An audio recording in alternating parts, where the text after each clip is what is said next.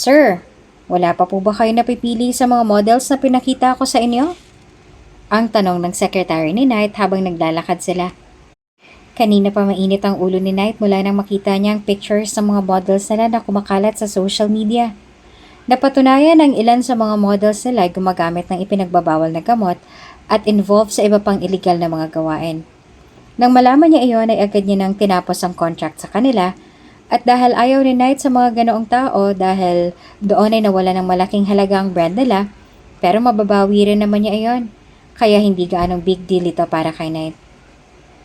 Wala, humanap ka ng iba. Tumango ang kanyang secretary at nagpatuloy sa pagsasuggest ng iba pang model sa maaari nilang pagpilian. Napahinto si Knight sa paglalakad na may isang babae ang umagaw sa atensyon niya. Isa iyong napakagandang babae na nagpapapicture sa tabi ng pangalan ng kanilang brand. May dalawang tao ang kumukuha ng picture dito. Isang bakla at may katandaan na babae na kamukhang kamukha ng babae. Sa tingin ni Knight ay isa ring modelo, o hindi naman kaya ay artista ang babae. Sa gandang taglay ay imposible na hindi ito mapapansin ng mga agency. Sinong babaeng yan? Is she a model too? Tanong ni Knight sa kanyang secretary. Let me check po, sir. Sabi pa agad nito. According to Google, her name is Eva Montenegro, a fashion model.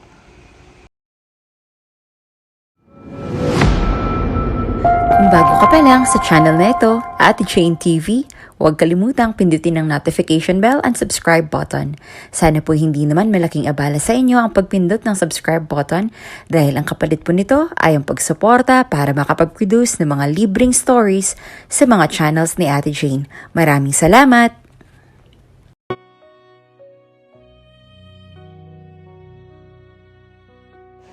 Gusto mong tulungan ko ang kumpanya ng iyong ina, hindi ba? Then, gawin mo ko anong gusto ko na gawin mo. Pakasalan mo si Knight Beaumont. Business partner ko siya. Pero Dad, alam niyo naman po na hindi po ako ready na magpakasal. May mga pangarap pa ako. Then, don't expect any help from me. Mahalaga para kay mamang kumpanya niya, Dad. Pagmamakaawa niya. Hindi ko na problema yon, Ibyang. Dad, minahal niyo naman si Mom, hindi ba? Bakit hindi niyo na kami magawa na tulungan ngayon? Minahal ko ang ina mo. Pero matagal na panahon na yon. Ang nangyari sa kanya ay hindi ko na problema. Malamig na pagputol nito sa sinabi niya. Pero Dad, baka kaalis ka na, Eva. Wala kang mapapala sa akin. Tuluyan ang bumagsak ang luha sa kanyang mga mata dahil sa sinabi nito. Hindi niya alam kung paano naggaganito. Kung paano naging ganito karahas sa kanya ang kanyang sariling ama na kung noon naman ay itinuturing siya nito na parang isang prinsesa. Mabigat man ang loob ay tumayo si Eva mula sa pagkakaluhod sa harapan ng kanyang ama. Isang beses niya pa itong tiningnan at nang makita ang walang emosyon nitong mukha habang ang bago nitong asawa na si Lucy Pearl ay nakangisi sa kanya ay nawala na ng pag-asa si Eva. Kung may sapat lamang nakakayahan si Eva na maisalbang papalugi nilang kumpanya, ay hindi siya lalapit sa kanyang ama na tumalikod sa kanila noon. Hindi siya magmamakaawa dito. Ngunit tama rin naman ang kanyang ama. Hindi siya sikat. Wala siyang impluwensya para sa mga malalaking investors na maaaring makatulong sa kanya na maisalba ang pinaghirapan na itaguyod na kumpanya ng kanyang ina. Kung sana lang ay kasing sikat at swerte siya ng kanyang mga stepsisters. Kung sana lang ay may sapat siya na kakayahan, mapapanatili niya sa itaas ang kumpanya nila. May problema ba, Ibyang? Napabalik sa realidad mula sa malalim na pag-iisip si Eva o mas kilala sa palayaw na Ibyang. Nang marinig ang boses ng kanyang manager na si Carlo, tiningnan niya ito. Magkasalubong ang kilay na nakatitig ito sa kanya. Ha? Wala naman, Nana. Huminga ng malalim si Carlo at napaupo sa kanyang harapan. Narinig mo na ba ang balita kaya malungkot ka ngayon? Na ano po, Nana? May issue na naman na idinawit ulit ang pangalan mo. Noong nasa Japan para sa isang photoshoot ay nakunan kayo ni Dion ng picture na magkasama. Nagtaka naman si Eva. Si Dion? Yung photographer na manliligaw po ni Karen? Oo, siya nga. At maraming nagsabi na fans ang stepsister mo na inahas mo na naman daw ang lalaki yon. Nagulat siya sa pinagtapat nito. Pero wala naman pong katotohanan ng mga yon. Nung araw na yun ay nag-usap kami dahil lang sa trabaho. Alam ko. Sagot ni Carlo sabay buntong hininga. Alaga kita at kilalang kilala kita. Pero alam mo naman yung evil stepsister mo. Mula nang dumating si Eva sa Pilipinas galing Japan ay hindi pa siya nagkakaroon ng time para i-check ang mga social media accounts niya dahil sa lagi siyang abala. Marami siyang mga inaasikaso sa buhay. Isa siyang hindi sikat na modelo ngunit marami namang mga job offer sa kanya. Inaayos niya rin ang problema sa papaluging kumpanya ng kanyang ina at binabantayan ng ina na kasalukuyang comatose sa isang ospital dahil sa isang aksidente. Nang sandaling makita ni Eva ang mga pampabatikos sa kanya ng mga tao sa lahat ng social media niya, ay napabuntong hininga siya. Kahit wala naman talaga siyang kasalanan o masamang ginagawa, ang tingin sa kanya ng mga tao ay masamang tao dahil yun ang naging label nila sa kanya. Pwisa talaga yung stepsister mo kahit kailan. Ang sarap kalbuhin. Nanggigigil na sabi ni Carlo sa kanyang tabi habang pinapanood ang interview ni Karen, ang stepsister niya, na kung saan ay sinagot ito ang tungkol sa dating issue nilang dalawa ni Dion. Wala namang problema sa akin kung may relasyon nga talaga sila. If they like each other, it's not a problem. Ang hiling ko lang ay ikakasaya ng kapatid ko. Sobrang plastic ng pagkakasabi ni Karen sa mga katagang yon. Pero sa mata ng mga taong hindi nakakakilala dito ng lubusan, si Karen ang pinakamabait na taong alam nila na kulang na lang ay sambahin na nila. Demonyo talaga kahit kailan. Pasalamat lang talaga siya, sikat siya. At marami siyang mga bodyguard, kaya hindi ako makalapit sa kanya at hindi ko siya masabunutan. Hayaan mo na lang, huhupa rin ng issue na yan. Ang sabi niya pa sa mababang tono. Aba kailan pa? Apektado ng trabaho mo sa issue na yan. Kailan ka ba nila titigilan? Diyos ko naman, Ibyang. Halos araw-araw ka nalang sinisiraan. Hindi ba nila kayang sumikat na hindi nila dinadawit ang pangalan mo? Inis pa rin ang nana Carlo niya. Hanggang hindi pa rin humuhupa ang issue na pumatol ka raw sa matandang bilyonaryo na sigurado ako na sila rin ang may kagagawan. Ngayon ay may dagdag na naman sila. Nananatiling kalmado si Eva kahit pa sa loob-loob niya ay sobrang nahihirapan na rin siya sa lahat ng mga nangyayari at gusto niya na lamang na umiyak ng sobrang lakas. Mawawala rin naman ang issue na yan kapag kinasal na ako. Speaking of that, kailangan mo ba talaga na gawin yan? Hindi ko pwedeng pabayaan si Mommy at ang kumpanya na pinaghirapan niyang itaguyod. Nangako si Dad na kung ako ang magpapakasal kay Knight, ay makakabalik sa akin ang kumpanya ng aking ina. Nagbuntong hininga naman si Carlo. Mukhang wala naman ako magagawa dahil mukhang seryoso ka rin yan sa plano mong pagpapakasal sa lalaking hindi mo pa nakikita. Sana lang ay tamang naging desisyon mo at hindi ka magsisi sa huli dahil sobrang dami mong isinsantabi para lamang dyan.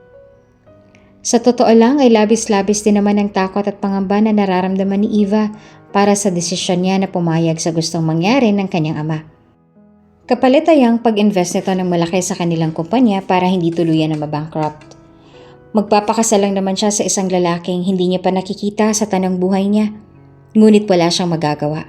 Hindi siya papayag na malugi ang kumpanya ng kanyang ina ng tuluyan at sa paraan lang nito niya mapipigilan niyan.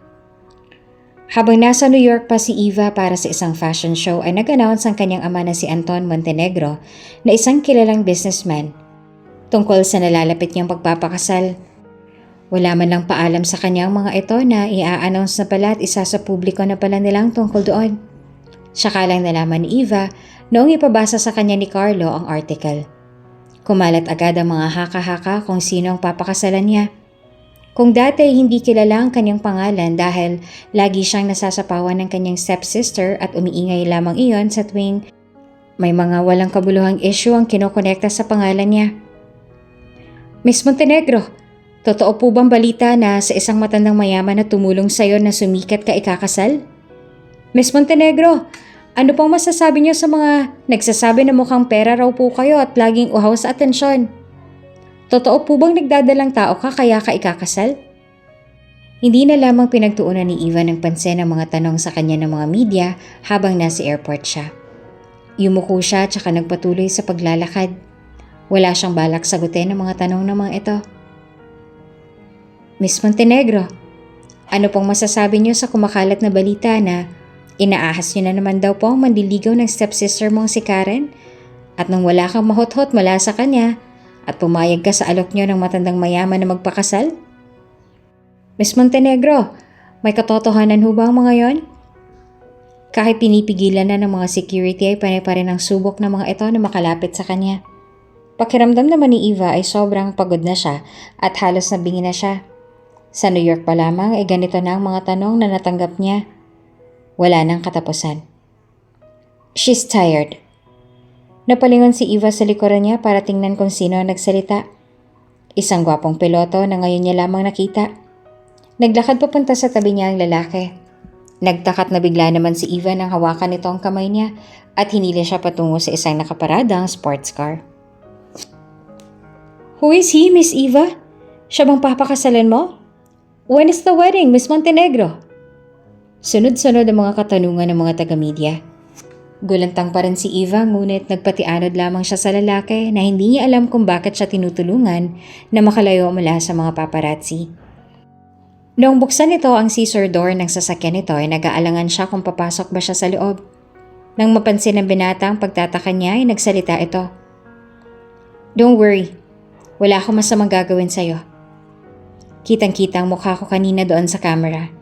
Kaya kung may masama akong gagawin sa'yo, mabilis lang nila akong matutunton na akong may gawa nun. I'm only here to help you. Nag-aalangan man noong umpisa, ay nagtiwala siya sa sinabi nito at pumasok na nga siya sa loob. Mukhang mabait naman ang lalaki at may point nga naman ito, na kung sakaling may masama man itong balak ay kitang-kita naman ang mukha nito sa kamera ng media. Hindi naman baliw itong lalaki para gawin iyon. Salamat. Nahihiya na sabi niya dito na makapasok na rin ito sa loob. Ngumiti ito sa kanya. Walang anuman. Maaari ko bang malaman kung anong pangalan mo at kung bakit mo pala ako tinutulungan? I'm Liam. Mukhang takot na takot ang itsura mo kanina habang kinuhuyag ka ng media. At sa pagmamayari ko nangyari yun kaya nilapitan na kita. And my friend asked me to protect you from them. Although last minute niya nang sinabi kaya hindi ako nakapag-prepare. Kung gano'n na ito pala may-ari ng airport. Maraming salamat ulit sa tulong mo. Pero, maaari ko bang malaman kung sino ang kaibigan na tinutukoy mo? Si Knight Beaumont. Nabigla si Eva sa sinabi nito. Knight? Ngumiti ito sa kanya tumango. Yes, your fiancé. Pero paano niya nalaman na ngayon ang dating ko? You don't know? I was there when your father informed him na ngayong araw ang uwi mo mula sa New York. Si Knight dapat ang magsusundo sa'yo ngayon, ngunit dahil masyado siyang abala sa trabaho, tumawag siya sa akin kanina at sinabi na bantayan na lang daw kita mula sa mga paparazzi. Hindi pa rin siya makapaniwala sa narinig. Si Knight Beaumont ang nag-utos kay Liam na bantayan siya? Wala ba kayong connection sa isa't isa? Tanong sa kanya ni Liam at iling ang naging sagot niya. Wow, kayo lang yata ang kilala ko na ikakasal pero wala man lang ni kahit anong connection sa isa't isa. Hinatid siya ni Liam sa kondo niya at ibinigay din ito sa kanya ang number ni Knight para siya na raw mismo ang mag-text o tumawag kay Knight at sabihin na nakabalik na siya na bansa. Ginawa niya naman ang sinabi ni Liam sa kanya. Nag-message siya sa number na binigay nito. Nagpasalamat siya at sinabi na nakauwi na, ngunit wala siyang reply na natanggap. Sino yung lalaki na nagsundo sa'yo sa airport? Iyon na bang fiancé mo? Tanong pa sa kanya ni Carlo habang magkausap sila sa phone. Hindi po, Nana. Kaibigan lang daw siya ng fiancé ko. Sagot niya naman. Nagkakagulo na naman ng mga tao ngayon sa social media dahil nag-viral ang pagsundo niya sa'yo. Ang akala tuloy ng lahat ay ang lalaking yon ang papakasalan mo. At dahil ayaw ni Eva na madamay pa si Liam sa mga issue gayong nagmamalasakit lamang ito, ay gumawa siya ng isang public statement na dinedenay ang lahat ng mga issue tungkol sa kanya. Ang tungkol daw sa kanilang dalawa ni Leon at mas binibigyan linaw niya ang sa kanilang dalawa ni Liam. Dumating na lang ang araw ng kasal nilang dalawa ay hindi man lang nasilayan ni Eva kung ano bang itsura ng kanyang magiging asawa. Abot langit ang kaba na nadarama ngayon ni Eva habang nasa tapat sila ng pinto ng simbahan. Suot-suot ang puting wedding dress at sa tabi niya ay ang kanyang ama. Samot-sari ang nararamdaman niya ngayon at may part sa kanya na nagtutulak na tumakbo siya mula dito at huwag magpapakita ulit. Ngunit kailangan niya natibayan ang kanyang loob. Kaya mo to, Ibyang. Kayang-kaya mo ito.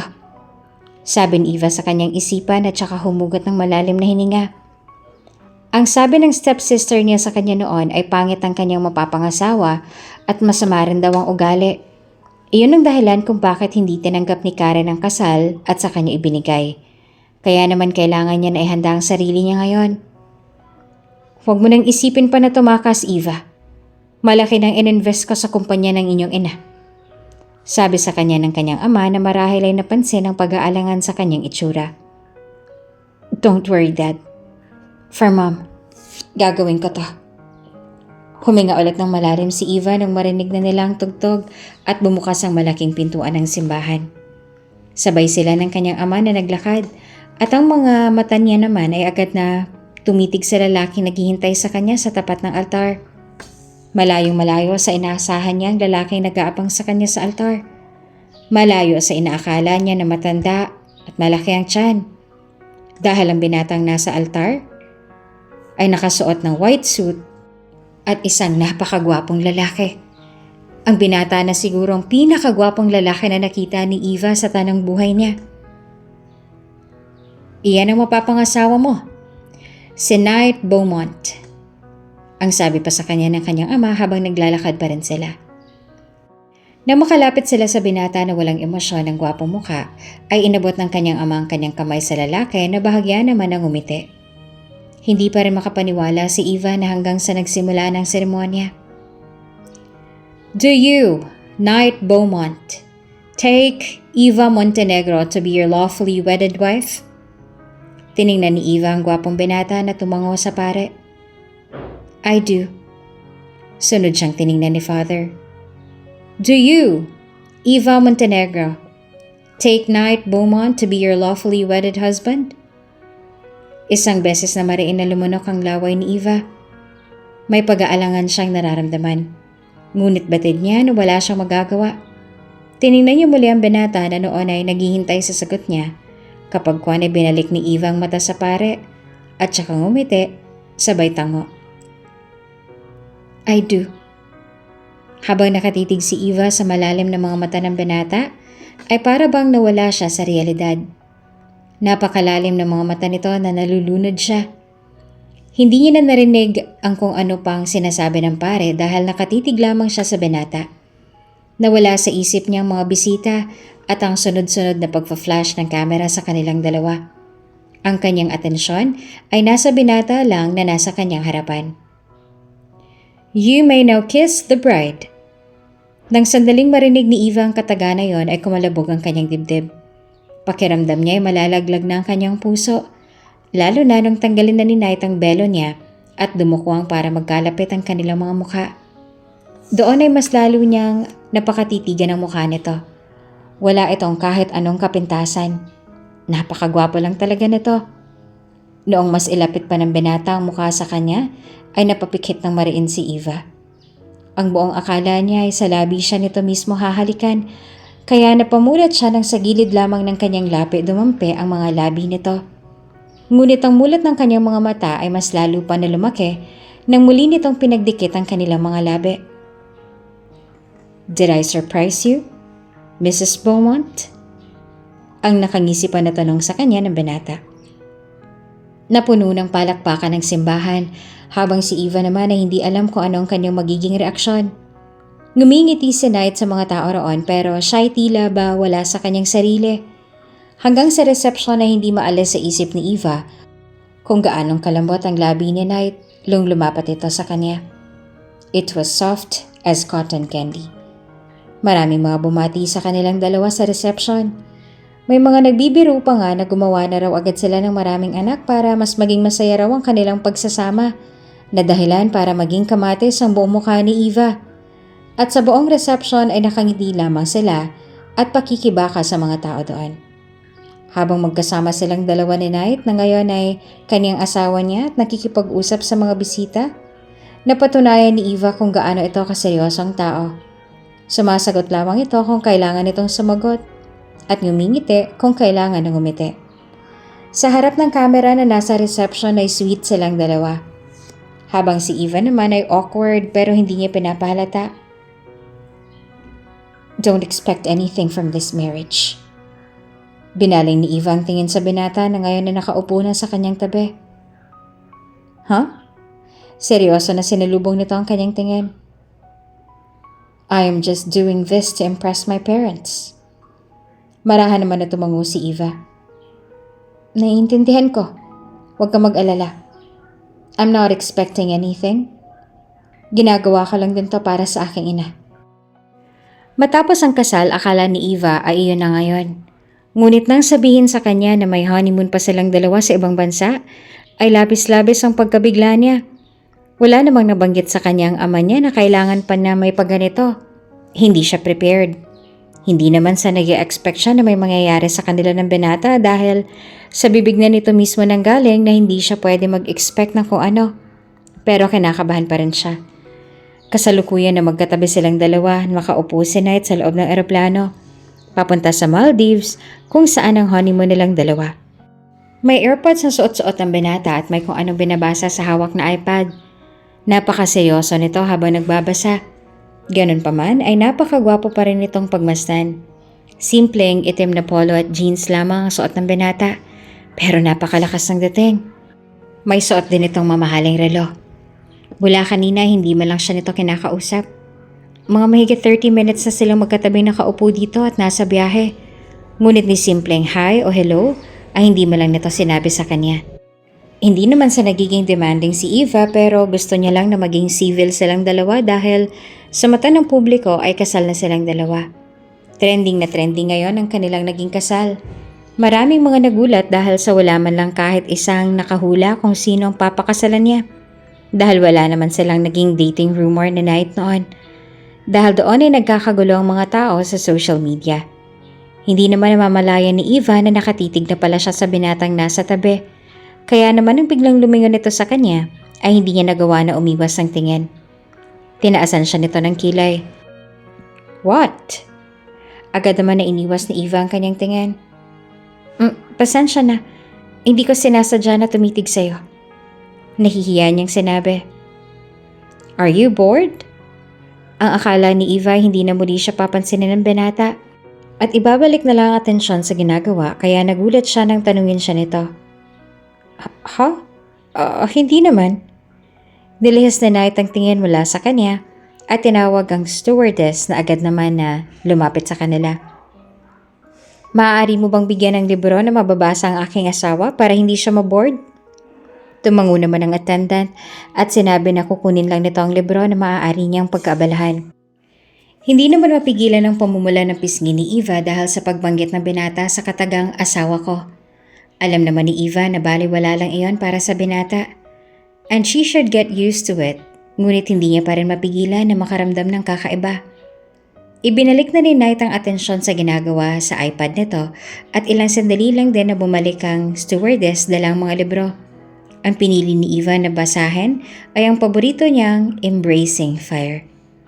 Hindi alam ni Eva kung ilang oras niyang nagbasa ng libro na yon, hanggang sa hindi niya na namalaya na nakatulog na pala siya. Nang magising siya ay nakasandal na ang kanyang ulo sa balikat ni Knight, na noon ay abala pa rin sa ginagawa sa iPad. Nang maramdaman nito nagising na siya ay tumingin ito sa kanya. Agad naman na nag-ayos si Eva ng sarili at pasimple na pinunasan ang gilid ng kanyang mga labi dahil baka'y may tuyong laway siya. Pasensya na, hindi ko sinasadya makatulog sa balikat mo. Nahihiya na paghingi niya ng pasensya dito. It's alright. Sagot nito bago hinawakan ng balikat at nag-stretch na para bang nangangalay na ito. Sa isip naman ni Eva ay baka matagal siguro siyang nakatulog sa balikat ng binata kaya ay nangalay na ito. You should start preparing. Mahigit 1 oras na lang at makakarating na tayo sa Maldives. Humingi pa siya ng pasensya sa binata dahil mukhang ngalay na ngalay ito bago siya nag-umpisang maghanda.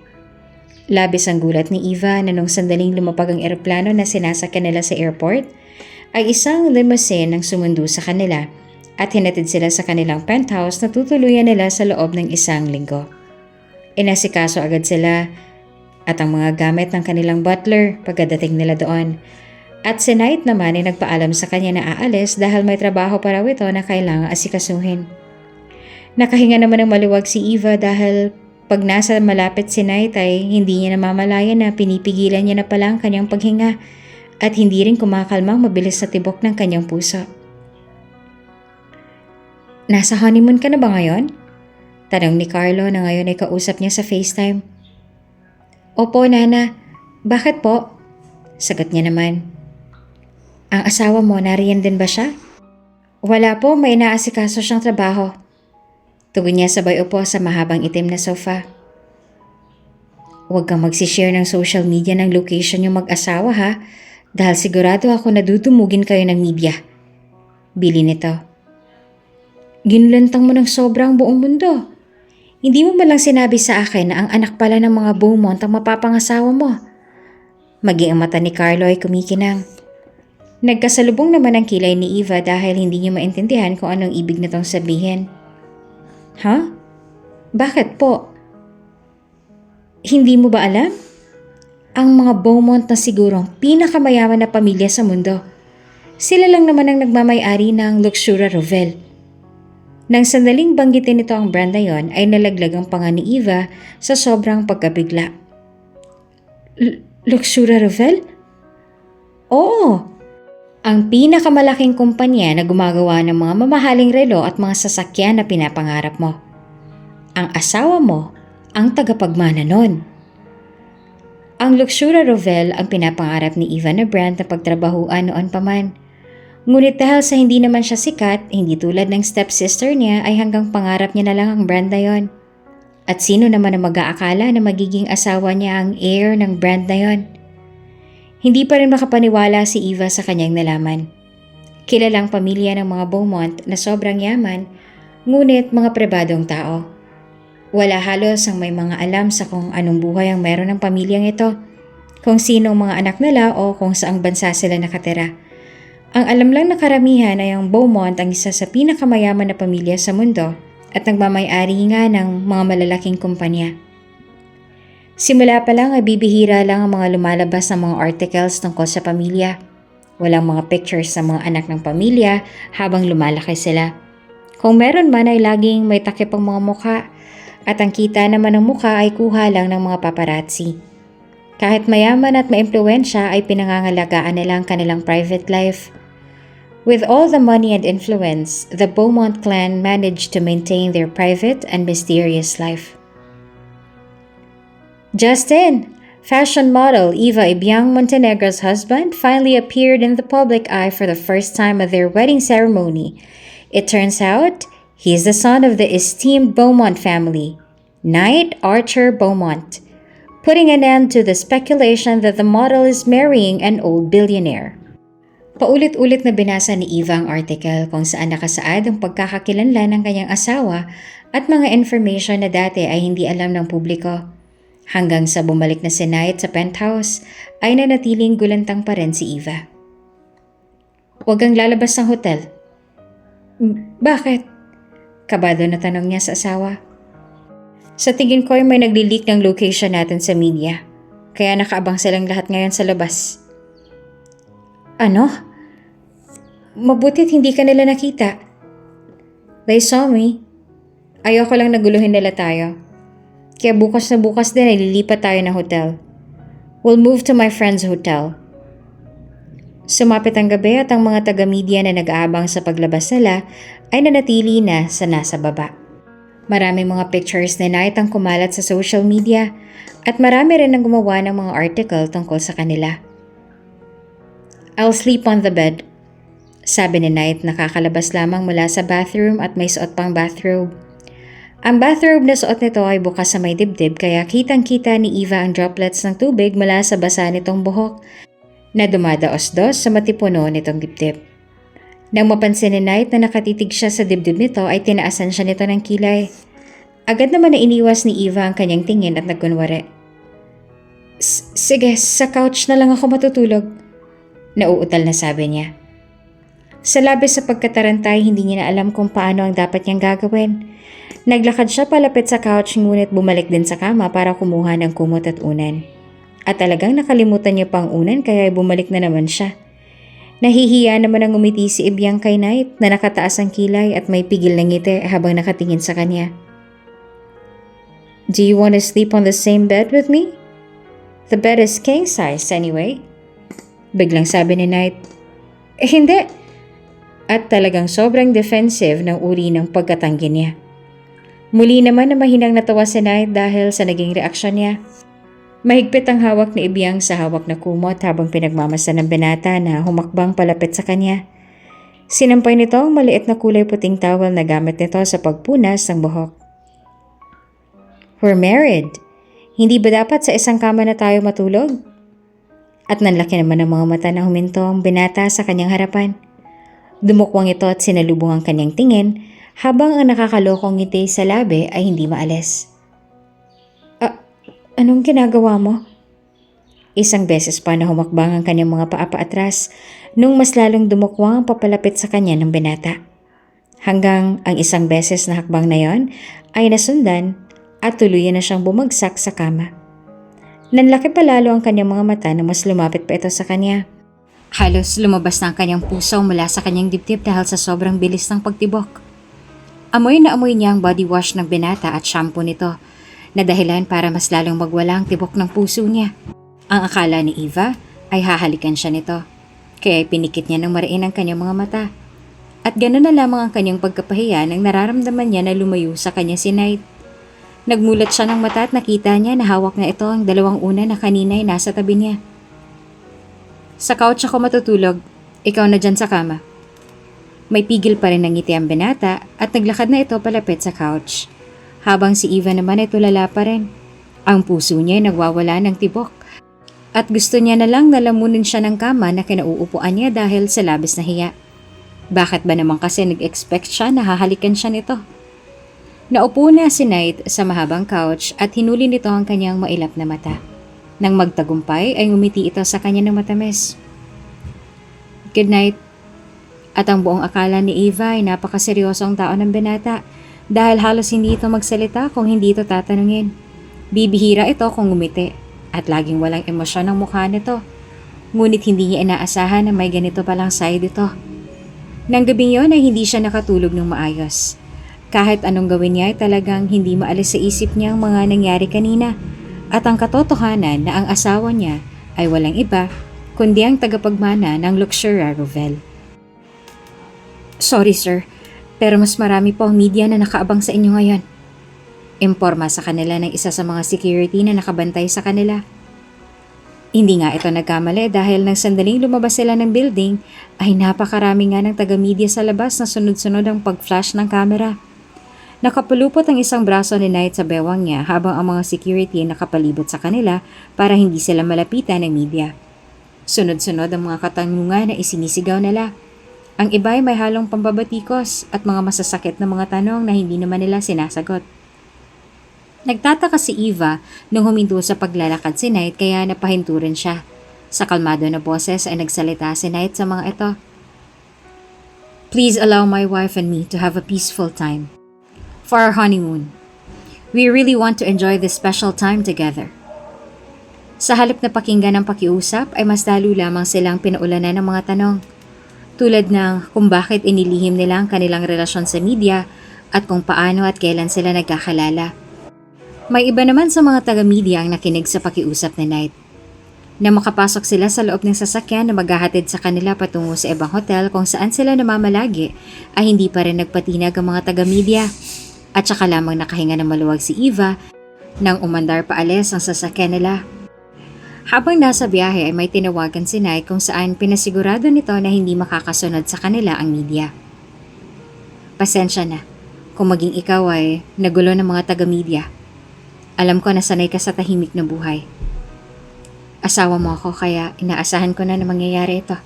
Seryosong pinutol nito ang kanyang sasabihin. Besides, I should get used to this, right?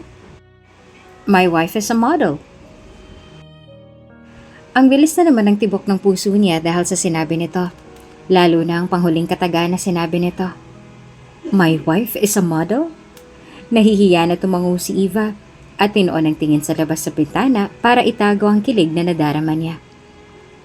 And by the way, Eva, sabi ni Knight kaya muli siyang mapabaling dito.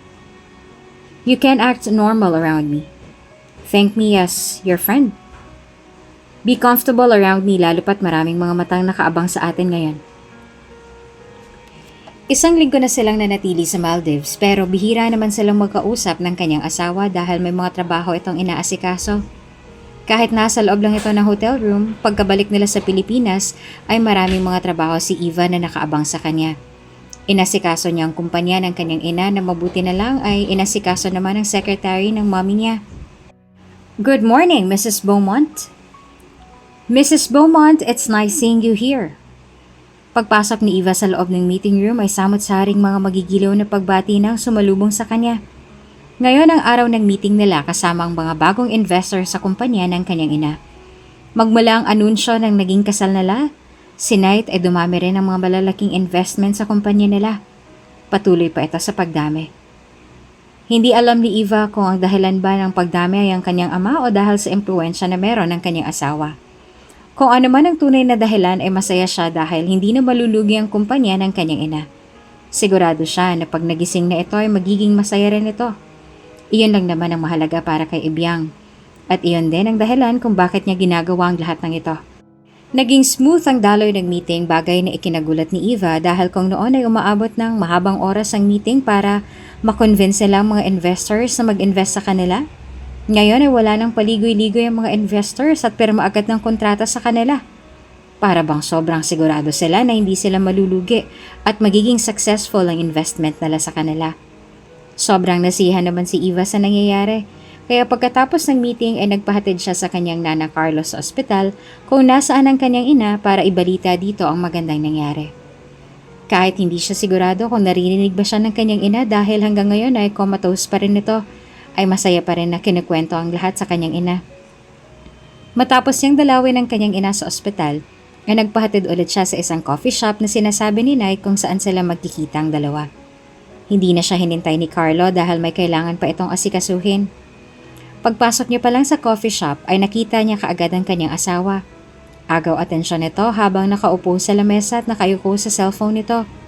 Sa suot nitong itim na long sleeve na nakatupi hanggang siko at ang pa-square nitong salamin na bagay dito ay hindi na nakakapagtaka pa kung bakit nakuha nitong atensyon ng ilang mga customers doon. Na ang ilan ay halos mabali na nga ang leeg sa paglingon sa binata.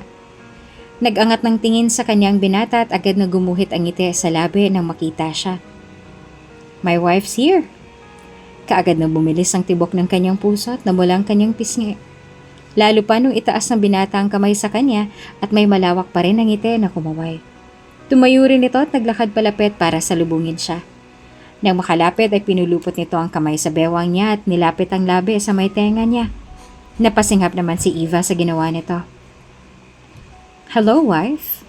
Welcome to my coffee shop. Sa'yo to? Gulat niyang tanong. Knight nodded.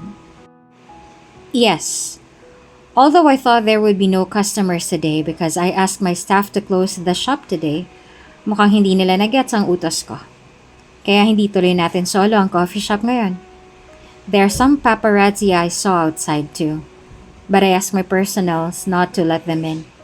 Paglabas niya ng mga sasakyan ni Carlo kanina, ay nakita nga nila ang mga paparazzi na nakaabang sa labas. Pinaghila siya ni Knight ng upuan sa lamesa na kinuupuan nito kanina. Malayo sa 5 customers na nasa loob. Agad na may lumapit sa kanila na barista at naglapag ng iced coffee at cream cheese garlic bread para sa kanila. Bakit nga pala gusto mo na magkita tayo? At dahil nga si Knight nang nagsabi na gusto nito na maging comfortable siya sa binata at maging less formal sa tuwing magkasama at magkausap sila, para raw hindi awkward sa mga tao, ay sinunod niya ang sinabi nito. Binabawasan niya ang pagiging formal sa pananalita niya kahit nakakailang dahil hindi siya sanay. Marami sa mga kakilala kong gusto ka na makilala mula nang malaman nilang tungkol sa naging pribado na kasal natin. Sagot nito kaya napatango na lang si Eva. Maging sa mga kakilala niya ay marami ang gusto na makausap at kilala si Knight. Hindi naman na siguro maiwasan niyon lalo pat isa siyang modelo at si Knight naman ay galing sa pinakamaimpluwensyang pamilya. You should tell me about yourself para alam ko kung anong mga isasagot ko sa kanila. Oo nga pala. Noong nasa Maldives sila, hindi naman sila gaano nakapag-usap dahil sa laging abala si Knight sa trabaho. Tumango si Eva at nag-isip kung ano ang dapat niyang sabihin. Ang buong pangalan ko ay Eva Montenegro at ang nickname ko naman ay Ibiang. Ibiang? Gulat na pag-uulit pa nito. Oo. Nahihiya na tumango siya. Hindi rin alam ni Eva kung bakit sa dami ng pwedeng maging palayaw ayun pa talaga ang binigay sa kanya ng kanyang mga magulang noon. Kahit siya mismo ay natatawa rin sa pangalan niya. You have a very beautiful nickname. Sa tono pa lang ng boses ni Knight, sa pagkagat pa lamang nito ng ibabang labi, ay alam niya na agad na hindi ito seryoso sa sinabi nito. Ganun pa man ay hindi na siya nakipagtalo pa. 24 na ako. December 25 ang birthday ko. Isa akong model. 15 taong gulang ako nung magsimula ako sa pagmamodelo. Ako ang nag-iisang bunga ng pagsasama ng aking mga magulang. I like pink, I love the moon, and cats are my weaknesses. Nag-iisip pa siya kung ano pang dapat niyang sabihin sa binata na tahimik, nakikinig at titig na titig sa kanya. Ngunit kahit anong gawin niya ay wala na siyang maisip. Ano pa bang gusto mong malaman tungkol sa akin? Do you have a boyfriend? Nabigla siya sa naging tanong nito ngunit agad din namang umiling. Huh? Wala. Tumango naman si Knight. That's good. Sinabi niya rin sa binatang tungkol sa galagayan ng kanyang ina na ikinagulat nito. Noong matapos siyang i-share mga bagay tungkol sa kanya na sa tingin niya ay dapat nitong malaman, ay si Knight naman ang nagsalita at siya naman ang tahimik na nakinig dahil gusto niyang malaman ang lahat tungkol dito. Masyado kasing pribado ang mga Beaumont kaya walang mahagilap si Eva sa internet tungkol sa kanyang asawa. Maliban na lang sa kasal nilang dalawa at ginawa nitong mga public appearances na lahat ay recent lang din. My name is Knight Archer Beaumont. I am a neurosurgeon. Though I didn't really pursue that since I had to take over our family business. Pagsisimula pa ni Knight. I don't think there's anything interesting about me. Ako ang panganay na anak ng aking mga magulang. I have 2 younger brothers and 1 sister. My family likes to keep our lives private. Mga bata pa lamang kami magkakapatid ay tinatago na nila kami sa media para protektahan kami. I was homeschooled and was not allowed to have friends until college. I am already 28. I own this coffee shop. And I am married to you. Marami pang sinabi ang binata na para kay Eva ay kamangha-manghang lahat. Marami na itong mga achievements na hindi alam ng publiko. Habang nasa kalagitnaan sila ng pag-uusap ay may pumasok na mag-asawang may katandaan na sa loob at nang makita si Knight ay nasiyahan at saka lumapit sa lamesa. Gulat naman na nakatingin sa mag-asawa si Eva. Mukhang nakakatakot ang mag-asawa. At sa pananamit pa lang ay mahahalata mo na galing sa isang mayaman na pamilya. Tulad ng mga magulang ni Knight ay napaka-intimidating ng itsura ng mga ito. Hindi ba't mag-asawa naman na kayo? Bakit hindi pa kayo tumira sa iisang bahay at magkaroon na ng anak? Usisa pa ng babae sa kanila. Nagkatinginan silang dalawa ni Knight at nang mapansin ito ang discomfort sa kanyang itsura ay ngumiti ito sa ginang at sa mabait na boses ay nagsalita. Right now, mas gusto ng asawa ko na hiwalay muna ang aming tirahan.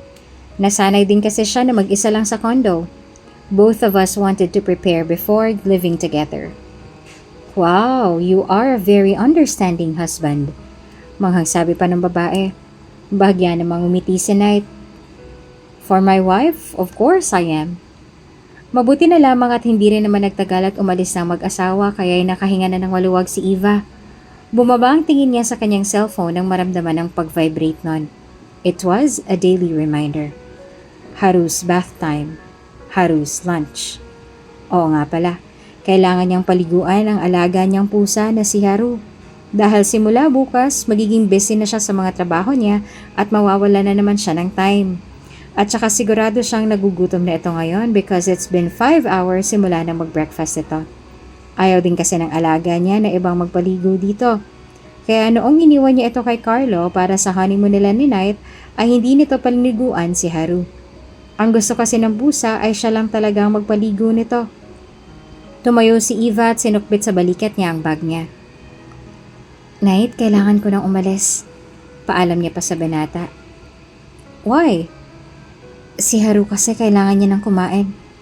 Nagtagpong kilay nito at tumayo na rin. Ihahatid na kita.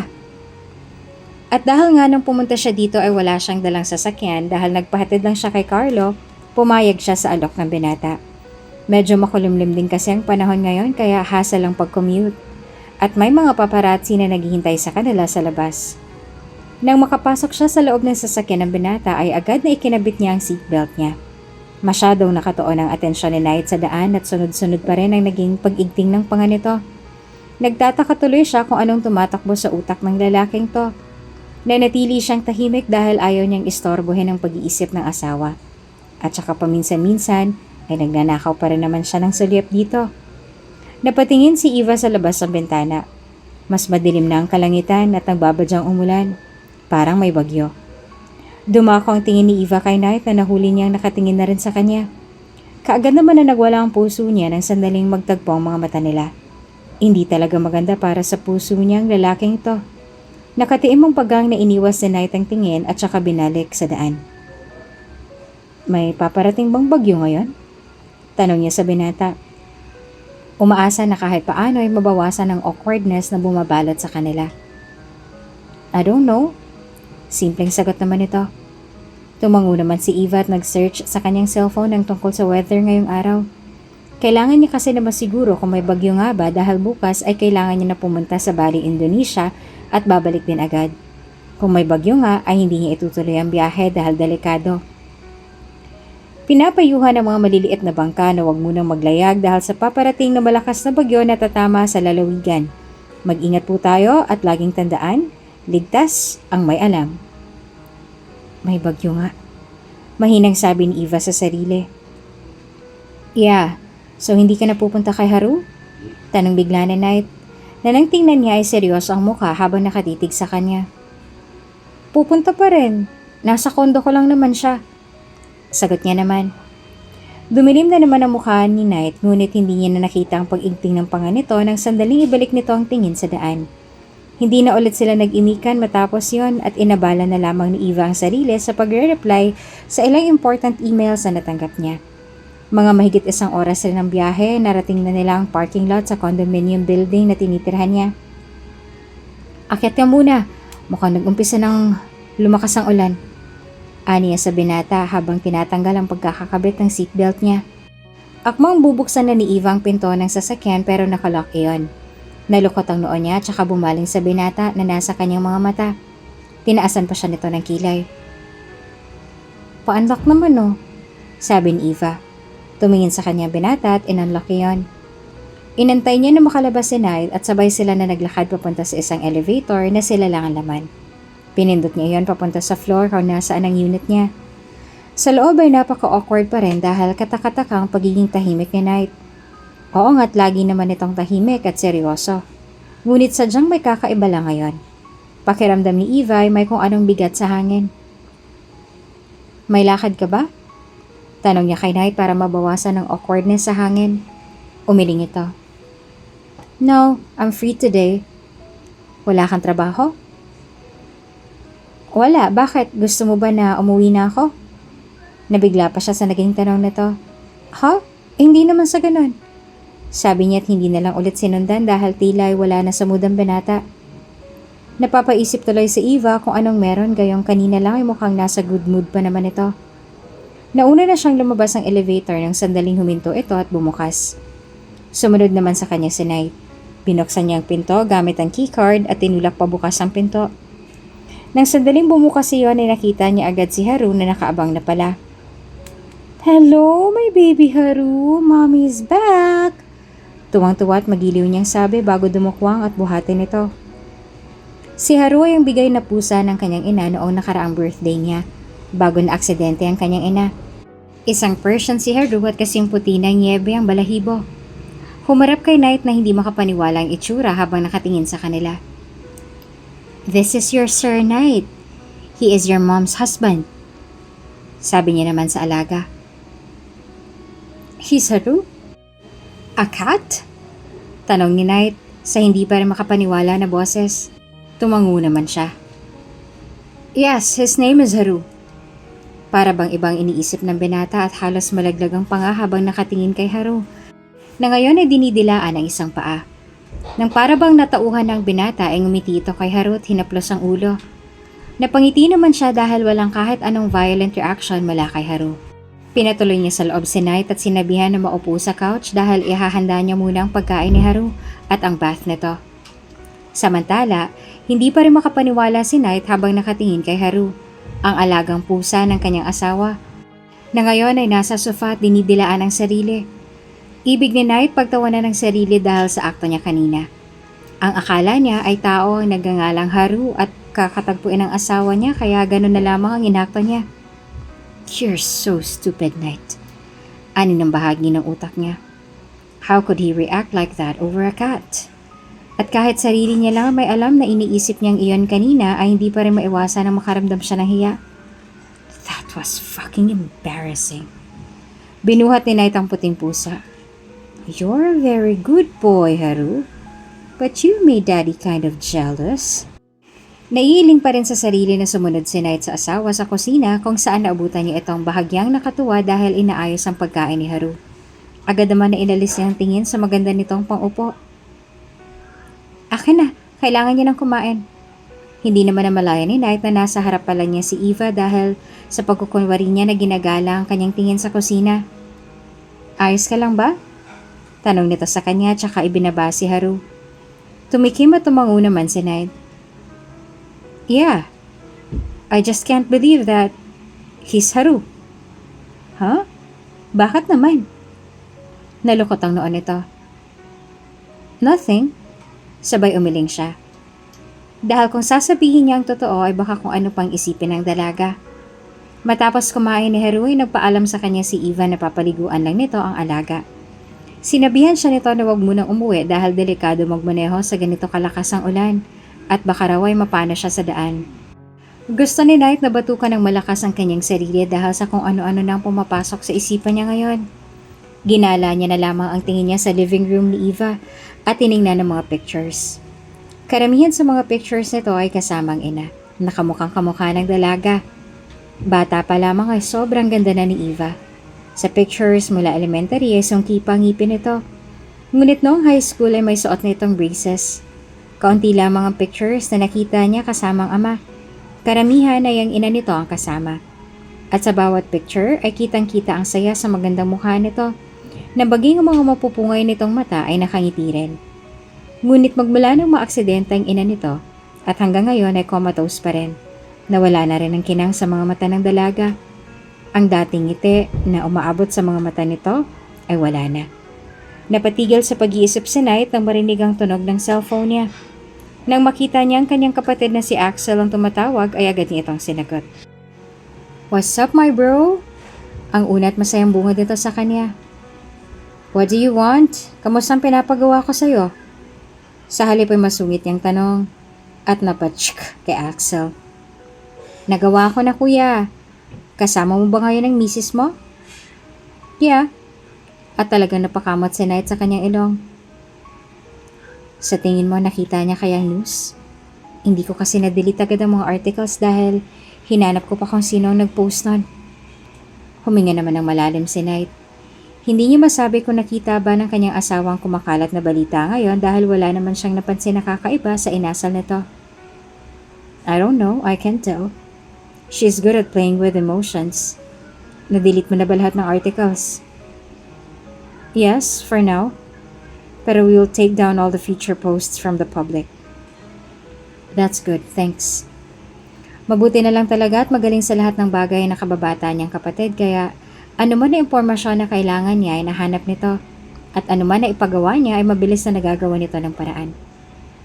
"You're welcome. And Naipaliwanag mo ba sa kanya? No. Do I have to? Of course, you asshole. She's literally your wife. Pero wala namang katotohanan ng mga balita na yon. I'm not an ex-boyfriend of her stepmother. We've met before. But it's all because of her stepfather. Puro lang yun paninira. Sabi niya pa. That's why you have to explain to her para hindi siya magkaroon ng maling akala. May kumakalat na naman kasing paninira sa kanyang asawa sa kanilang dalawa. Sa mga balita na iyon ay pinapalabas na ex-boyfriend daw siya ng stepsister ni Eva na si Karen. Dahil sa mga pictures na kuha ilang buwan ang nakaraan. Ngunit wala iyong katotohanan. Ayaw niya na sabihin pa kay Eva ang tungkol doon dahil alam niya na marami nang iniisip ang kanyang asawa. Ayaw niya na alalahanin pa nito ang tungkol doon gayong puro lang naman yon paninira sa kanya. Gaano ba karaming magalit dyan sa asawa mo para sunod-sunod ang mga maging paninira sa kanya? Tanong ni Axel. Bakit, may bago na naman ba? Sabay buntong hininga niya. Yes. Ngayon, sinasabi na naman nilang bully siya. What? Paimbestigahan mo nga kung sinong nasa likod niyan. Once proven, kasuhan niyo. Galit na utos niya. Alright, for now I'll take down all the articles about this. Ibinili na ni Knight sa kapatid na anuman ang mga paninirang lumabas ukol sa kanyang asawa ay kaagad na gawa ng paraan at hanapin kung sinong nasa likod para maparusahan. Ngayong mag-asawa na sila ni Ibiang, ang gusto lamang na gawin ni Knight ay ang maprotektahan ito. Napakarami nang may mga gusto na siraan ito. Kahit wala naman itong maling ginawa, at hindi si Knight papayag na may magtagumpay sa mga nagbabalak na iyon. Alam ni Knight na nang nasa likod ng lahat ng paninira sa pangalan ng kanyang asawa ay walang iba kundi ang sarili nitong stepsister na si Karen Hidalgo.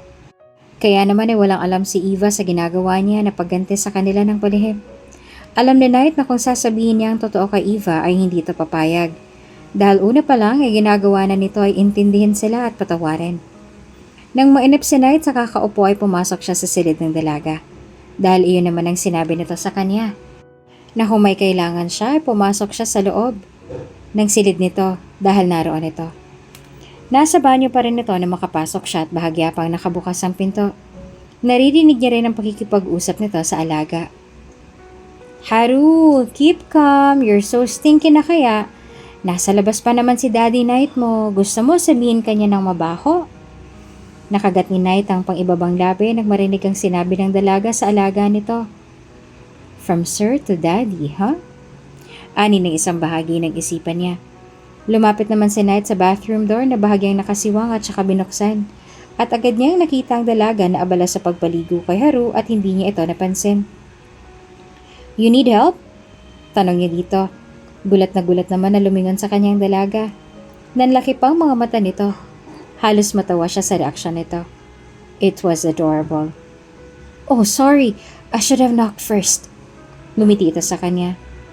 No, it's alright. Kailangan mo ba ng tulong? Tiningnan nito si Haru na pilit kumakawala sa hawak bago binalik ang tingin sa kanya at nahihiya na tumango. Yes, pwede bang hawakan mo muna si Haru? Sabunin ko lang katawan niya. Tumango naman siya at agad na lumapit dito. Hinawakan niya si Haru na kanina ay sobrang likot, ngayon naman ay hindi man lang gumagalaw. Maging si Knight ay namangha dahil sobrang behave ni Haru nung siya na ang humahawak dito. Pinupuri naman ni Eva ang alaga. I think Haru likes you. Napangiti naman si Knight sa sinabi ni Eva. Abala ito sa pagsabog sa katawan ni Haru habang siya ay hindi sinasadya na napatitig dito. She's really gorgeous. Kahit pabasang-basa na ito. Maging ilang hibla ng buhok sa mukha ay basa rin ang hindi niya alam. Napakaganda pa rin ito. Tila ba wala itong kapintasan. Maliit ang mukha, kulay brown ang buhok na kasing kulay ng kilay nito. Mahaba ang pilik mata.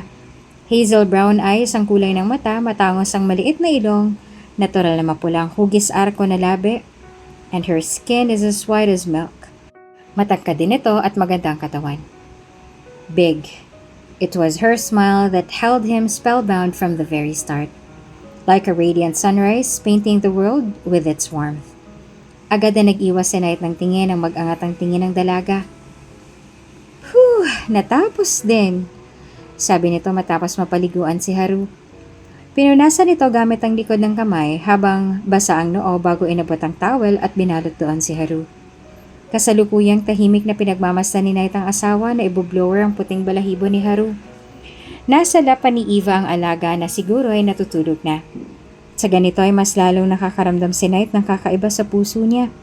Sa mga pagkakataon na ito ay napapaisip si Knight kung paano nagagawa ng ibang tao na magalit dito at pagsalitaan ito ng masama kahit pa hindi naman nila alam kung ano ang tunay nitong ugali.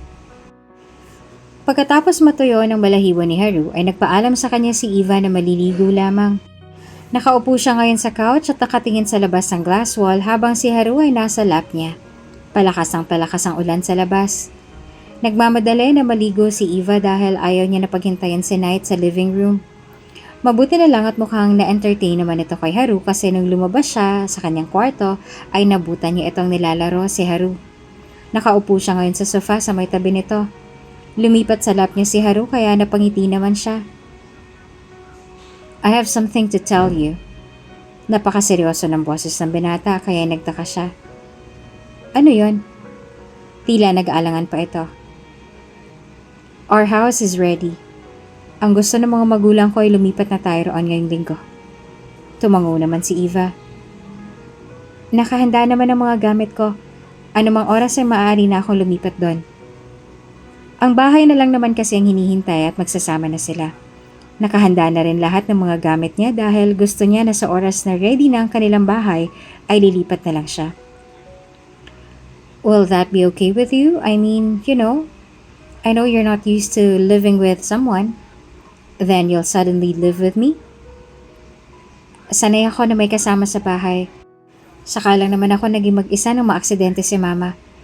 Living with you is not going to be a problem, especially since we're married. Hindi sanay si Eva na mag-isa lamang sa kondo niya dahil kasama niya dito ang kanyang ina. Kaya naman sa tuwing nandito siya at mag-isa, ay nakakaramdam siya ng lungkot. Yung tipo ng lungkot na bumabalot sa kanya sa tuwing mag-isa. Kaya sobrang lala na napapabuhos ang kanyang mga luha. Sa tuwing mag-isa siya ay naiisip niya kung gaano kamalas ang kanyang buhay. Kaya mas gusto niya na mag-isa.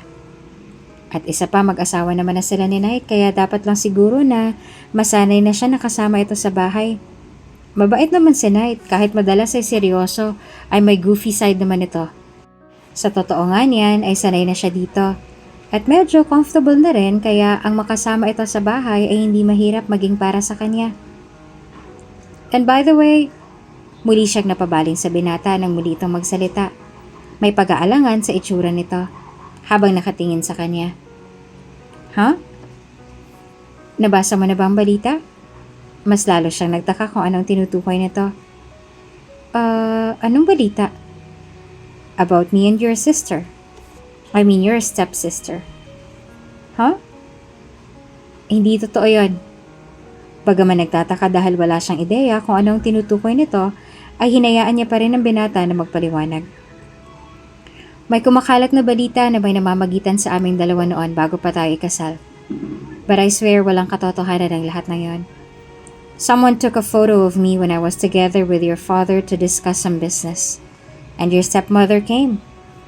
Now the photo is spreading on social media, making false assumptions about me previously dating your stepsister. Naniniwala ako sa sinasabi mo. Sabi niya habang may maliit na ngiti sa kanyang labi. Kilala ko ang stepsister ko at alam ko kung sino ang mga nakadate niya. Alam ko na hindi ka kabilang doon. Naniniwala si Eva sa sinasabi ni Knight. Kilala niya ang totoo ang stepsister niya. Alam na alam niya ang ugali ni Karen. At isa pa ang stepsister niyang si Karen ang dapat na ikakasal kay Knight dahil iyon ang nasa kasunduan na narinig ni Eva noong nag-uusap ang kanyang ama at sekretary nito. Ngunit umayaw si Karen dahil inakala nito na isang matandang bilyonaryo ang papakasalan. Ngayon ay gumawa na naman pala ito ng kwento para siraan na naman siya sa publiko. Sa totoo lang, hindi rin alam ni Eva kung bakit gano'n na lamang kagalit sa kanya si Karen. Wala naman siyang mali na nagawa kay Karen noon nung ang ina ni Karen ang naging dahilan para magkahiwalay ang kanyang mga magulang. Dahil sinira ni Lucy Pearl ang relasyon ng kanyang ama at ina at hindi nagtanim ng sama ng loob sa kanila si Eva. Ang totoo nga ay nagawa niya pa silang matanggap. Noong pinabayaan siya ng kanyang ama para sa bago nitong pamilya, ay pareho silang nanahimik ng kanyang ina. Ni minsan na hindi siya naglabas ng masasamang statements tungkol sa kanila, sa kabila ng mga paninira nito. Kaya hindi alam ni Eva kung ano pang ikinakagalit ng mga ito sa kanya.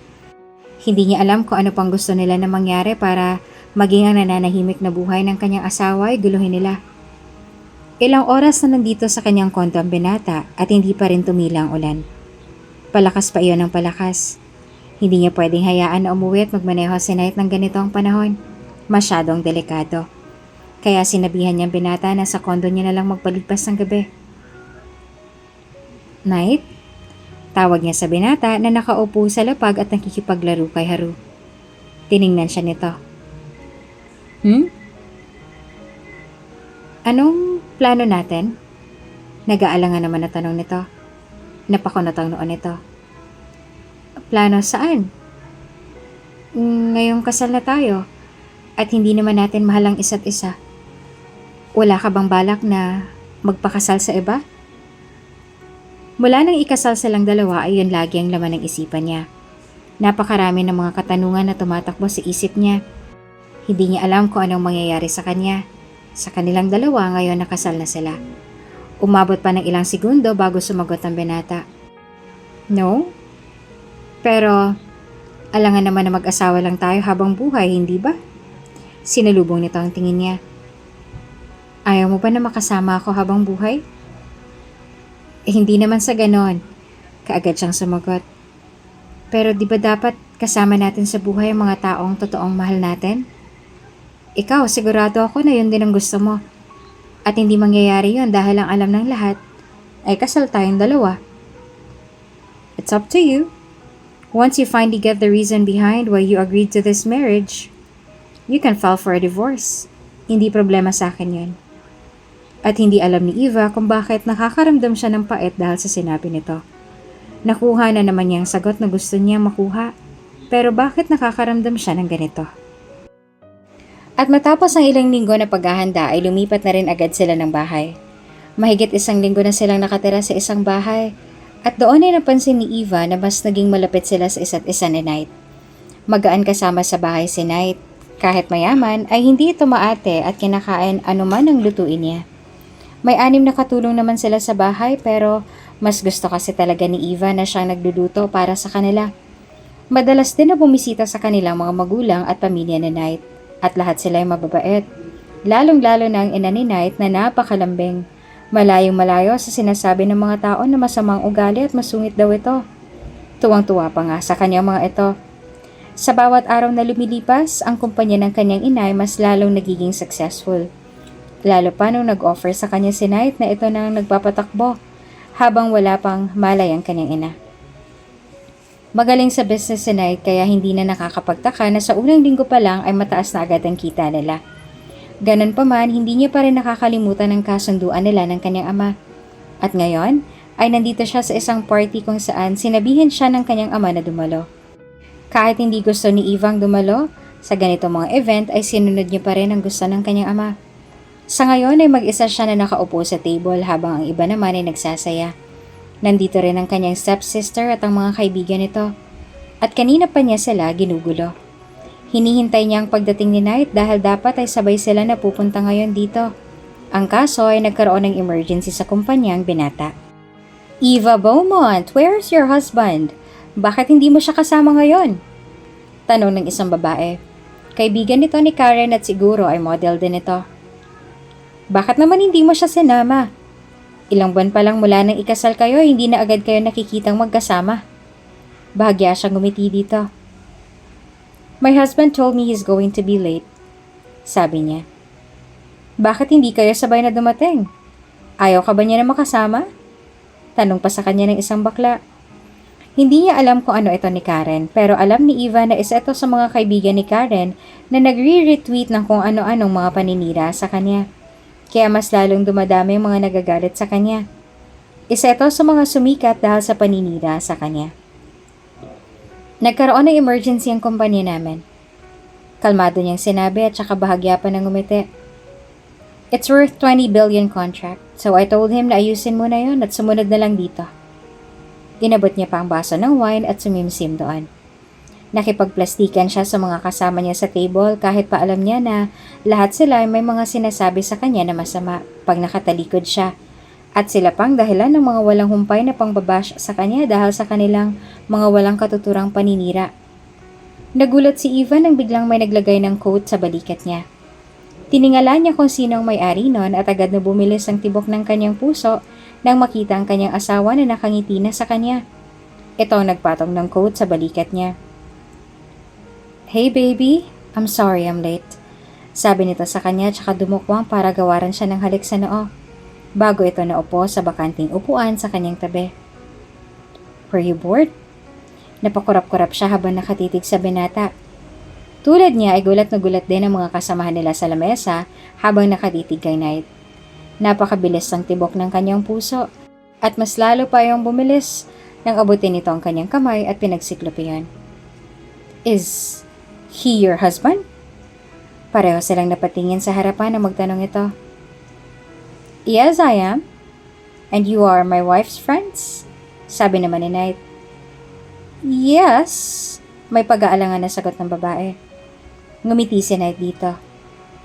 "Nice meeting you. Thank you for taking care of my wife habang wala pa ako." Buong party ay nasa kanilang dalawang atensyon. Hindi naman silang main event ngunit silang attraction. Halos nasa kanilang lahat ng camera dahil iyon ang first public appearance nila matapos ang kanilang naging kasal.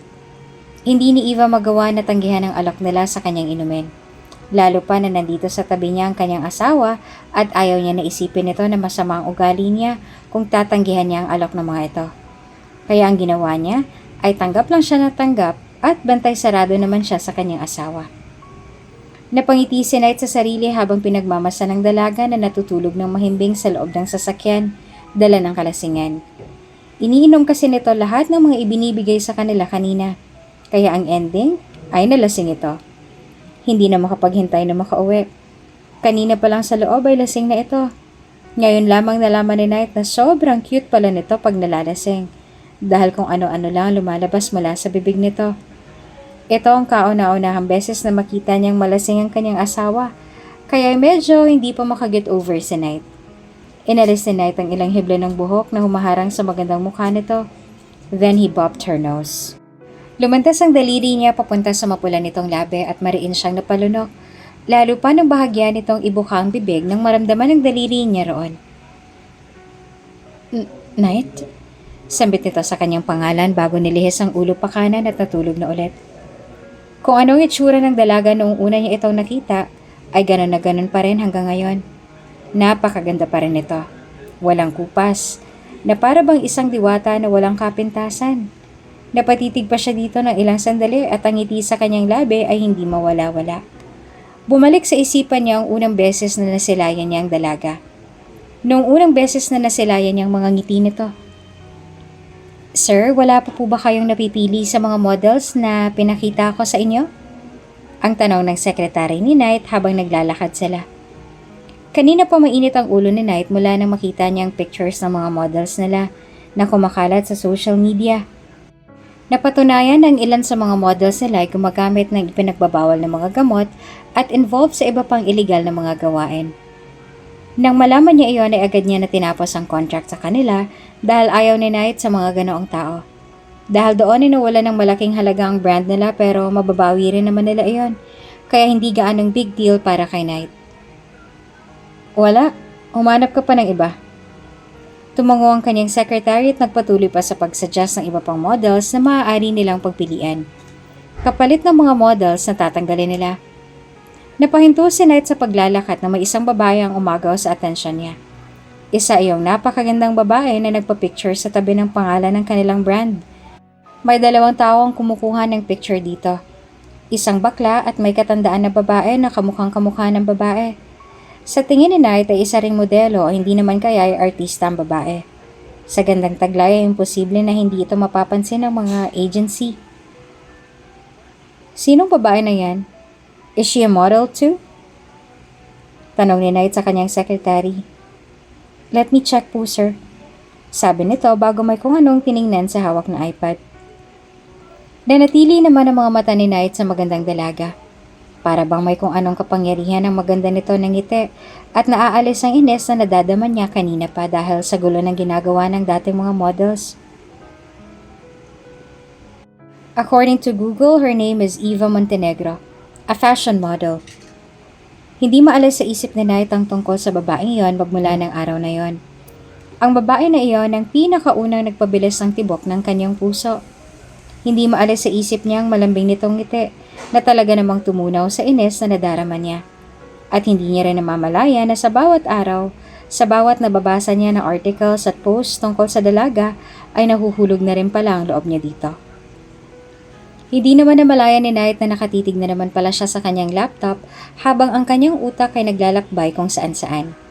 Hindi niya pa natatapos ang kanyang trabaho dahil talagang hindi maalis sa isipan niya ang dalaga. Saka lamang napabalik si Knight sa realidad nang marinig ang pag-ring ng cellphone niya. "Hey, kuya!" Bati ni Axel sa kanya nang sandaling sagutin niya ang tawag. "What do you want?"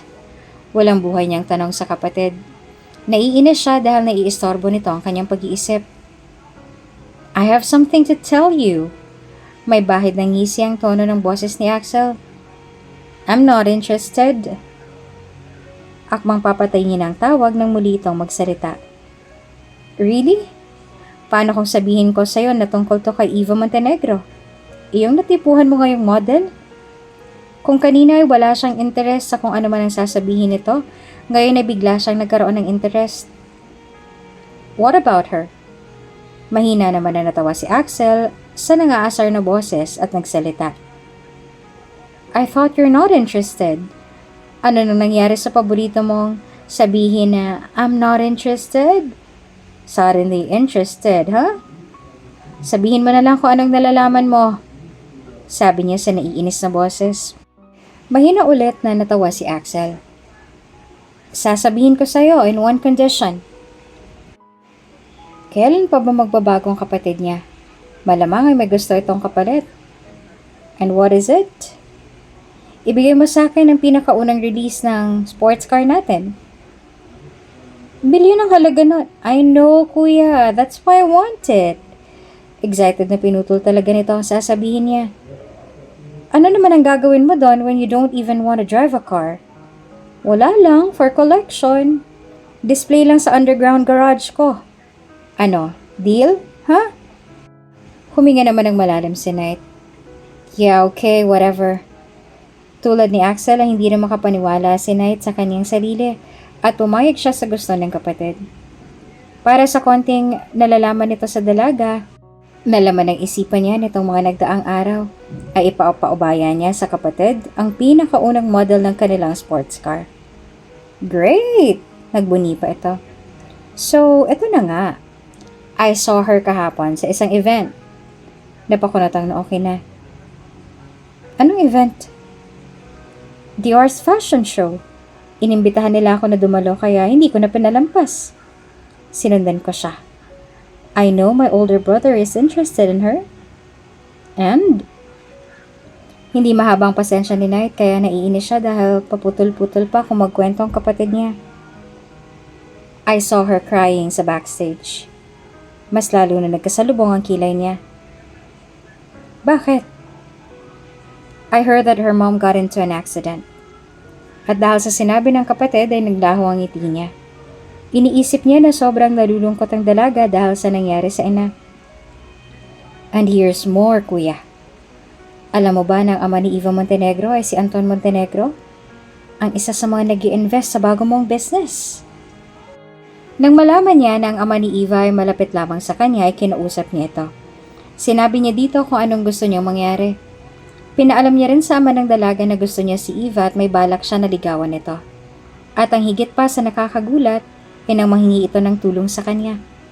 Humiling ito na kung maaari ay alagaan niya ang anak nito at ilayo sa stepmother nito na nagbabalak ng masama dito.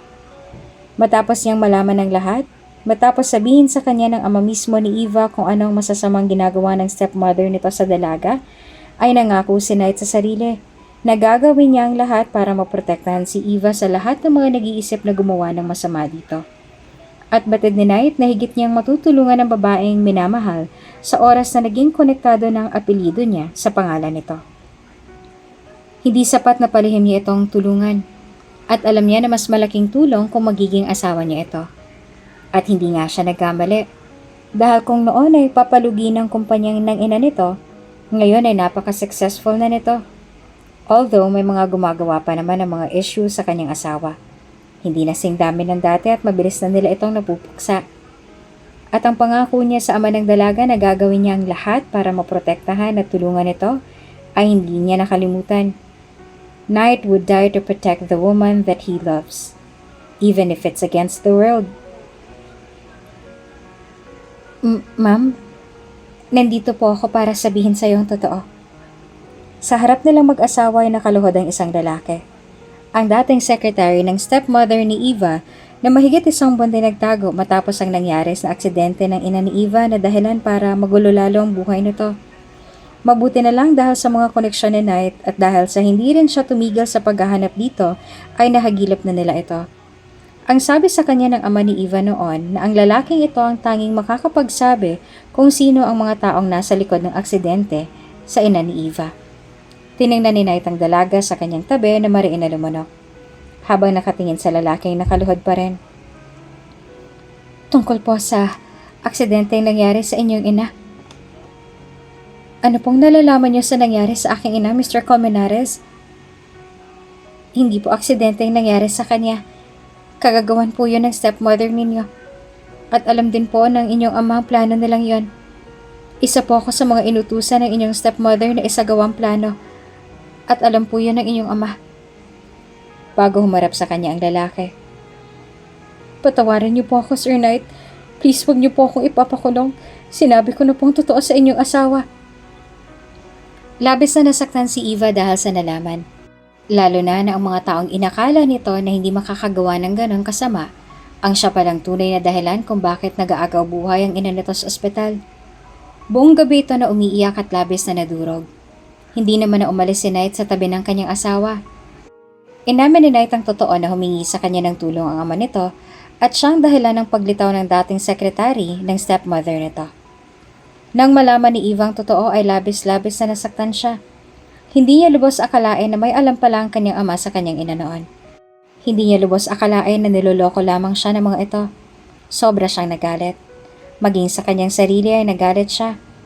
Kahit pa alam ni Eva na humingi ng tulong ang kanyang ama kay Knight para maprotektahan siya at tulungan siya na malaman kung sino nga bang nasa likod ng nangyari sa kanyang ina dahil hawak sa leeg ng stepmother niya ang kanyang ama at ang kumpanya nila ay hawak na rin pala nito ngayon kaya wala nang sapat na kakayahan ang kanyang ama. Makailang beses na humingi ng tawad sa kanyang ama ngunit hindi niya ito pinatawad. Matapos ang ginawa ng mga ito, matapos malagay sa panganib ang buhay ng kanyang ina. Naawa ka ba sa akin? Nanginginig ang boses na tanong niya kay Knight. Kaya ka ba nananatili pa sa tabi ko dahil naaawa ka na tinalikuran ako ng mundo at lahat ng mga taong mga pinagkatiwalaan ko ay iniwan ako? Hindi, Eva. Hindi ako nanatili sa tabi mo dahil sa awa. Nandito ako sa tabi mo para damayan ka. Because I am your husband. Husband? Marahas siyang natawa. Don't say that word right now. Alam natin na walang kwentang kasal natin, Knight. We don't love each other and my father only begged you to do that because he couldn't protect his own daughter. Ang ikasal ka sa akin ay plano ko una pa lang. Akong may gusto nun. Iyon ang gusto ko na mangyari dahil mahal kita. Kaya wag mong iisipin na nanatili lang ako sa tabi mo dahil sa awa. Mahal kita, Eva. Unang beses pa lamang na nakita kita ay minahal na kita. Oo nga't pareho sila ng nararamdaman na mahal niya pa rin ito simula pa lang. Na sa bawat araw na lumilipas ay mas lalo niya itong minamahal. Ngunit hindi agad naniniwala si Eva nung sandaling sabihin sa kanya ni Knight na mahal siya nito. Kaya nito ginawa ang lahat ng yon. Sa tingin niya kasi noon ay napaka-imposible na minahal siya ng binata. Inabot ng 2 buwan ang naging panliligaw nito sa kanya. Hanggang sa nakuha rin ito ang tiwala niya. Sa 2 buwan na iyon ay napanagot ng may sala sa nangyari sa kanyang ama. Dala ng takot ay tumistigo ang dating sekretary ng kanyang stepmother, kaya wala na itong naging takas at maging ang kanyang ama ay nakulong din. Si Karen naman ay nawala ng trabaho dahil sa lumabas ang tunay na ugali at naapektuhan din ang pangalan nito ng kagagawa ng ina. Ang pangalan na pinaghirapan ni Karen abutin ay nawala na parang bula. Isang buwan matapos ang bunyagan, sa wakas ay nagising na rin ang kanyang ina. Hindi ito nakapaglakad dahil sa aksidente at ayon sa doktor ay malabo na raw na makapaglakad pa ito. Ganun pa man ay masaya si Eva dahil makakasama niya na ito na matagal. Congratulations, baby ko! You're finally going to be a mother! Alam ko magiging isang mabuti kang ina. Ang malamig na sabi ng kanyang ina nung malaman ang pagbubuntis niya. Thank you po, Mommy. At saka niyakap niya ito ng mahigpit. Madalas sabihin sa kanya ng kanyang ina na mas magandang mabuhay nang walang kinikimkim na galit sa puso. Alam nito kung gaano siya kagalit sa kanyang ama at stepmother dahil sa ginawa ng mga ito. Ngunit ang kanyang ina na mismo ang humiling sa kanya na patawarin nito at hayaan na ang Diyos na lamang ang gumante para sa kanila. Ilang buwan bago siya manganak ay binisita niya ang kanyang ama sa kulungan kung saan ito nakadetain at bukal sa puso na pinatawad niya ito. Gusto niya na habang pinagbabayaran nito ang kasalanan na nagawa sa kulungan ay malaman nito na napatawad niya na ito at wala na siyang kinikimkim na galit dahil alam niya naman na nagsisisi na ito. At ang kanyang stepmother sa ngayon ay hindi pa kaya ni Eva na patawaran nito. It will take a lot of time. Malaki ang sugat na iniwan nito sa kanya. Ngunit sigurado naman siya na darating ang araw at mahahanap niya rin ang patawarin nito. Pangako, gagawin kong lahat para maprotektahan at alagaan kayo ng ating nag-iisang anghel. Ang malambing na sabi sa kanya ni Knight bago humalik sa noo niya. Mahal na mahal kita, Ebyang. Mahal na mahal ko kayo ng anak natin. Napanguso naman si Eva. Tutulo na sana ang luha niya dahil sa sobrang lambing ng pagkakasabi nito noon. At nakakataba ng puso pero nung sandaling banggitin nito ang kanyang palayaw ay umurong ang luha niya. Mahal din kita, asawa ko. Sagot niya at inabot ang mukha. Masuyo itong hinaplos bago niya inabot ang ilong nito sabay pingot na dahilan naman ng malakas nitong tawa na pumuno sa kanilang silid. Mahal na mahal kita. Kaya ayos lang sa akin na tawagin mo ako sa pangalan na yan. They said everything happens for a reason. Some events enter our lives unexpectedly, becoming cherished aspects we embrace indefinitely. For Eva and Knight Beaumont, their profound love for each other bloomed as the most extraordinary and unexpected love they ever encountered.